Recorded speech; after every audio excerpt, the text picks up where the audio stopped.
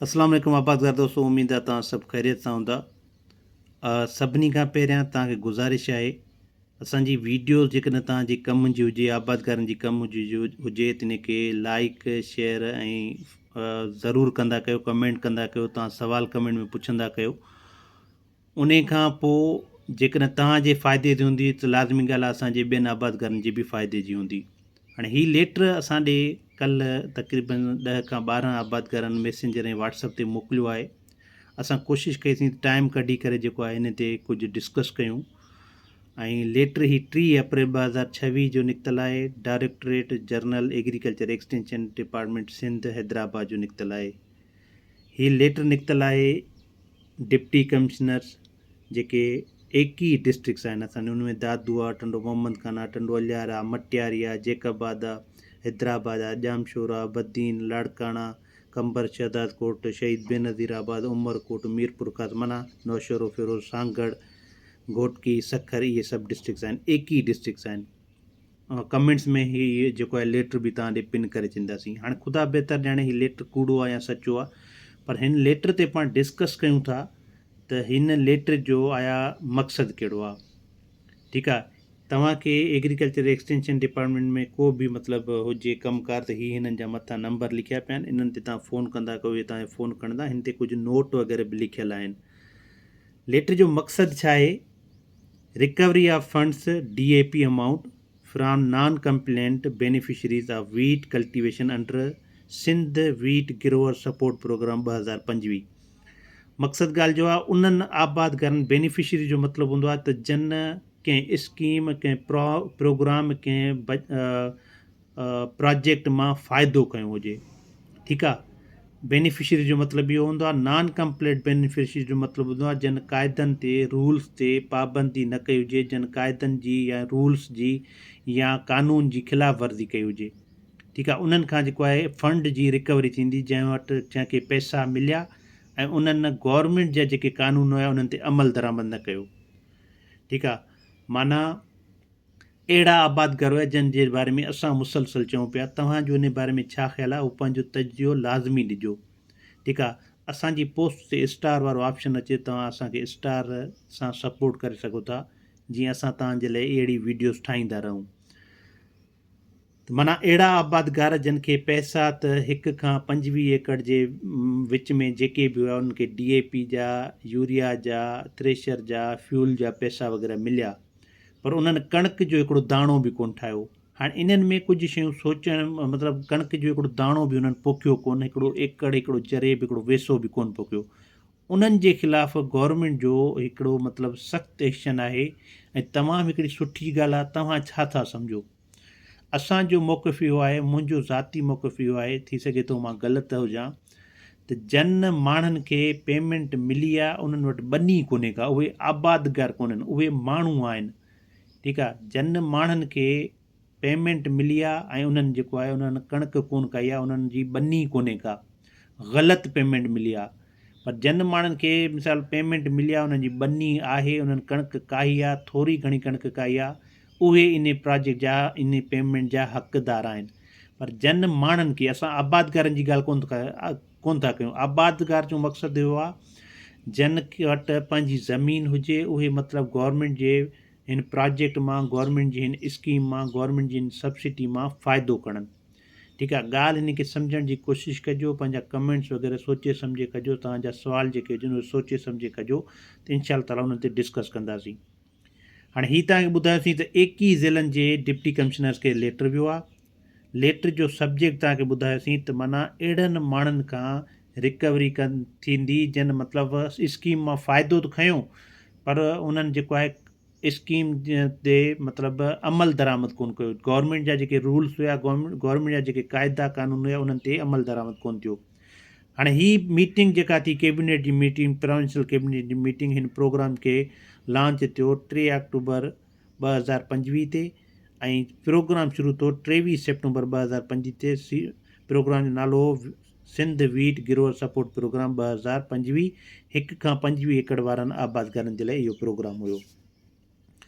ठीकु आहे, हाणे पोइ छा थियो त जन आबादगारनि ॾे मतिलबु मोबाइल जे थ्रू या मैनुअल फार्म कंहिं ऑफिस में या फील्ड असिस्टेंट विया या एग्रीकल्चर डिपार्टमेंट जी ऑफिस में या मुख़्तियारकार जी ऑफिस में या जेके ऑन फार्म वाटर मैनेजमेंट जूं टीमूं निकितियूं उन्हनि छा कयो, आबादगारनि जा जेको आहे फार्म भरिया। फार्म कहिड़े बुनियाद ते भरिया त बाबा तव्हां वटि 7 फार्म आहे, 7 फार्म में तव्हांजे 1 खां 25 ताईं एकड़ ज़मीन आहे। 1 एकड़ आहे, 5 एकड़ आहे, 2 एकड़ आहे, 7 एकड़ आहे, 10 एकड़ आहे, 25 एकड़ आहे, 15 एकड़ आहे, 20 एकड़ आहे, जेका बि आहे, पर 25 एकड़ आहे ऐं 25 एकड़ खां घटि आहे, मतिलबु ठीकु आहे, 25 एकड़ खां मथे न आहे, उन्हनि खे इहा सब्सिडी मिलंदी। ठीकु आहे, उन में हाणे 7 फार्म खे वेरीफाई करे मुख़्तियारकार माना इहा हिकिड़ी रिपोर्ट ॾिनी त बाबा इन में टोटल जेके आहिनि असांजा फार्मर्स थिया 4,08,75 फार्मर्स। ठीकु आहे, ऐं 24,63,054 24,63,054 एकड़्स माना उहे ज़मीन थी। उन खां अलावा जेके 3,36,000 फार्मर्स वेर वेरीफाइड बाय मुख़्तियारकार, माना मुख़्तियारकार जी तरफ़ां जेके फाइनल वेरीफाई थिया पूरी सिंध में, उहे 3,36,000 फार्मर्स असांजा वेरीफाई थिया, जंहिंजी मतिलबु 1 खां 25 एकड़ जे विच में बनी हुई।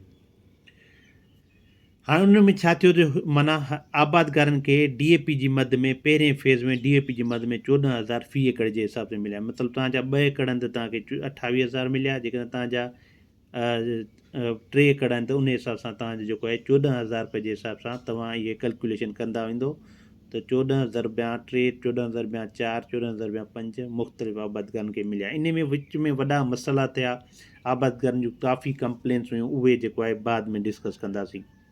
फर्टिलाइज़र जी मद में माना वीट सब्सिडी प्रोग्राम में तव्हांखे फर्टिलाइज़र गवर्नमेंट ॾिनो, DAP ऐं यूरिया जा पेमेंट।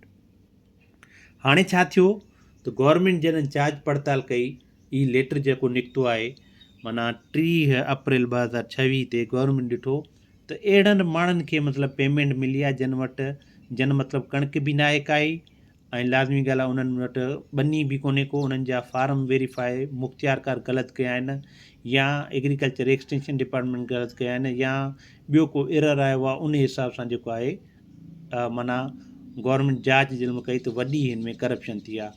हाणे ॾिसो, हीअ असांजा तजिया आहिनि न, ग्राउंड हक़ीक़त छा आहे तव्हां आबादगारनि खे ख़बर हूंदी, छो जो आबादगारनि जूं तमामु घणियूं शिकायतूं आहिनि न, तव्हां पंहिंजूं शिकायतूं बि हिन लिखंदो। ठीकु आहे, हिन ते नोट लिखियल आहिनि, server scheduling meeting M to मुख़्तियारकार या ARO मतिलबु 5 मई ते 2026 ते आहे, urgent papers plan for recovery of amount within 1 month, माना हिकिड़े मंथ जे अंदरि अंदरि हिननि वटि खां अमाउंट जेको आहे रिकवर कई वेंदी।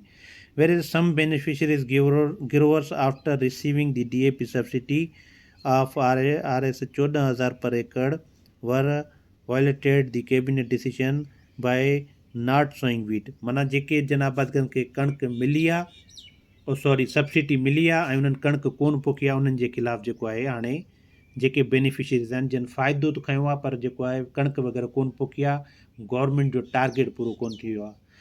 जॾहिं बि गवर्नमेंट का सब्सिडी या को प्रोग्राम ॾींदी आहे त उन जो मतिलबु इहो हूंदो आहे त गवर्नमेंट उन शइ जो मतिलबु ॾिसंदी आहे त असां आबादगारनि खे फ़ाइदो ॾियूं ऐं उहा शइ वधि में वधि लॻाई वञे। सो हाणे इन में करप्शन केतिरी थी आहे, सचाई केतिरी आहे, तव्हां इहा कमेंट्स में ॿुधाईंदो। बाक़ी हिन लेटर में जो आहे उहे आबादगारनि जे लाइ परेशानी आहे, उहे माण्हुनि उन्हनि माण्हुनि जे लाइ परेशानी आहे जिन खे सब्सिडी मिली आहे पर उन्हनि खे मतिलबु उन्हनि जेको आहे कणिक न आहे पोखी।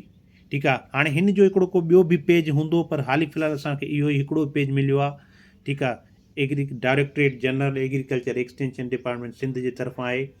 जेके आबादगार मतिलबु ग़लति आहिनि, जेके माण्हू ग़लति आहिनि उन्हनि जे लाइ परेशानी जी ॻाल्हि आहे, पर जन कणिक काई आहे गवर्नमेंट खे ॾिनी आहे या गवर्नमेंट जे रूल्स रेगुलेशन ते उन्हनि अमल कयो आहे त उहे जेको आहिनि तव्हां परेशान थियण जी ज़रूरत कोन्हे को।